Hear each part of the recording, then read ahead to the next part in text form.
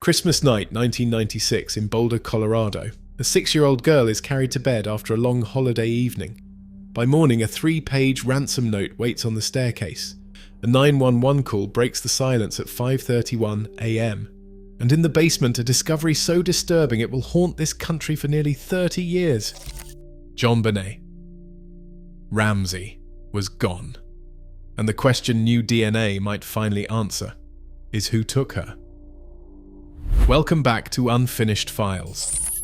Today we're exploring one of the most haunting unsolved mysteries in modern history. The Ramsey house on Christmas night was filled with the afterglow of holiday celebration. By late evening, the last of the guests had stepped out into the cold Boulder air, leaving behind empty plates, scattered wrapping paper, and the quiet hum of a family winding down. Upstairs, JonBenét changed into her nightgown, her arms full of new toys and a small doll gifted by her father. Patsy brushed her daughter's hair in the soft light of the bedroom, reading a short story from the battered poo collection that had become part of their nightly ritual.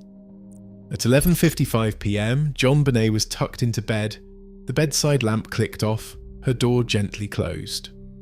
The housekeeper's log would later confirm a final hallway check at 12:03 a.m. Doors locked, no sign of movement. Downstairs, John Ramsey caught up on work emails, eyes on the clock, his mind already turning to an early flight scheduled for the next morning. The house settled into silence, broken only by the faint creak of the security guard making his exterior rounds at 1:15 a.m. and again at 3 a.m. Through the night, nothing seemed out of place. No alarms, no shouts, just the hush of a family asleep. At 5:30 a.m, Patsy Ramsey rose in the pre-dawn gloom.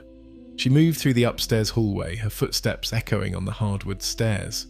On the back staircase, a note waited, 2.5 pages, handwritten, propped against the banister.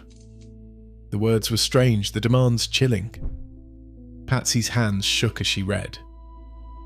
At 5:31 a.m, she dialed 911. Her voice, tight and urgent, cut through the dispatcher's line. "My daughter's been kidnapped. There's a note. Please send help." Within minutes, the house shifted from quiet normalcy to chaos. The last proven sighting of JonBenét alive was now fixed in time. 11:55 p.m, her mother's good night. What happened in the hours between would become the heart of a mystery that still refuses to let go. Police entered the Ramsey house just after sunrise, the urgency of Patsy's 911 call still echoing in the halls. The atmosphere was thick, every room crowded with anxious faces, friends, neighbours, staff, each one complicating the search. Officers moved methodically, starting upstairs and working their way down. It was John Ramsey who made his way into the basement, his flashlight cutting through the dim, unfinished space. In a small back room, he found his daughter. JonBenét lay face down on the concrete, partially covered by a white blanket and her favourite nightgown. Her arms rested at her sides, one hand curled near her head. A black nylon cord was wrapped tightly around her neck, tied with a 4-in-hand knot just above the Adam's apple. Another length of the same cord bound her wrists.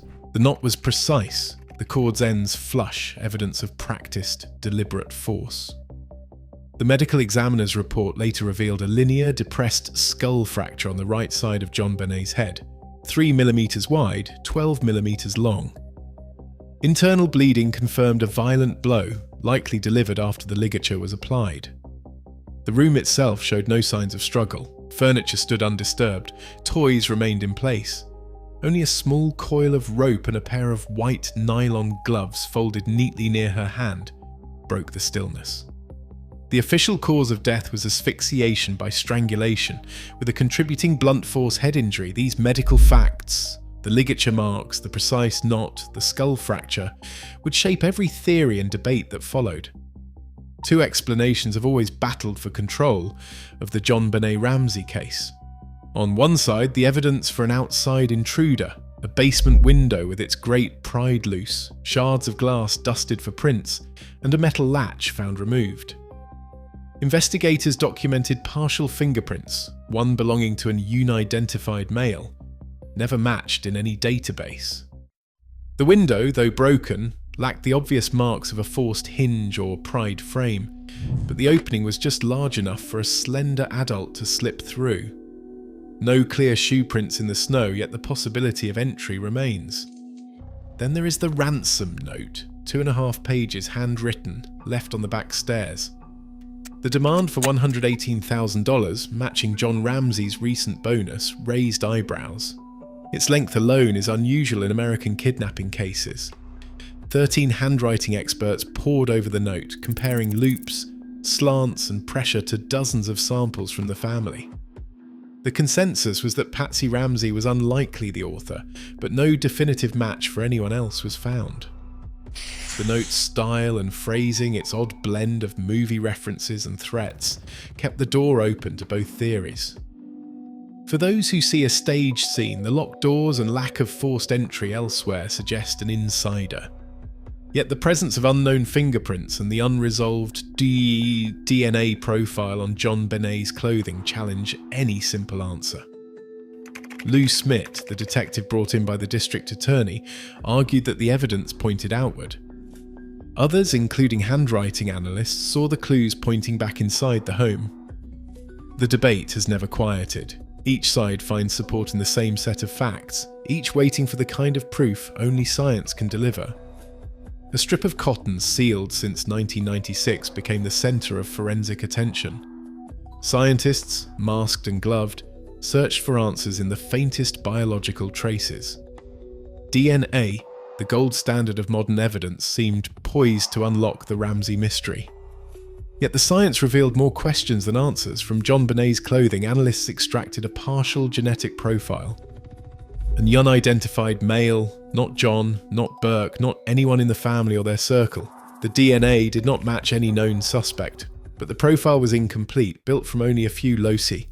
It ruled out the Ramseys, but could not point to anyone else. The sample itself was fragile, barely enough to register with late 1990s equipment. Labs used short tandem repeat analysis, called STR, to amplify what little DNA they could find. Each cycle increased the risk of contamination. Every person who touched the evidence, police, technicians, even family, could leave behind microscopic traces. Chain of custody logs show the evidence bag passed through several hands before reaching the lab. Each transfer, each unsealed moment, risked stray skin cells or fibres mixing with the original sample. The partial profile was both breakthrough and barrier. It excluded the household, fueling theories of an outside intruder. But the low template quantity and incomplete loci left doubt. Was this the killer's DNA or a stray imprint from someone who handled the evidence? Forensic teams logged every attempt, noting the low template quantity and chain of custody numbers. The evidence had power, but its vulnerability left the case suspended, waiting for science to catch up. Forensic science has entered a new era, one where even the smallest trace of DNA can open doors that were once locked for good. Modern sequencing methods like massively parallel sequencing can extract a genetic profile from less than 1/10 of a nanogram, an amount invisible to the eye and impossible to work with in 1996. Investigative genetic genealogy, IgG, now allows forensic teams to compare thousands of genetic markers, searching public databases for distant relatives and building family trees from the ground up.